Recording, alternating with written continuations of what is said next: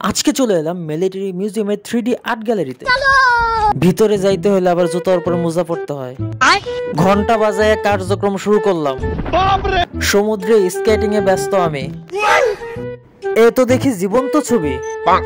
সুড়ঙ্গের ওই পারে কি আছে? আরে বাহ, এ তো দেখি গুপ্তধন। ধরা পড়ে গেলাম পাইরেটস অফ ক্যারিবিয়ান্স এর হাতে। অনেক ঘোরাঘুরি হয়েছে, এখন একটা চায়ের ব্রেক নেওয়া যাক। ঠিক আছে। চায়ের সাথে বাগরখালি না হলে কি জমে? আলাদিনের সেই দত্ত আমার 3টা ইচ্ছে কি পূরণ করবে?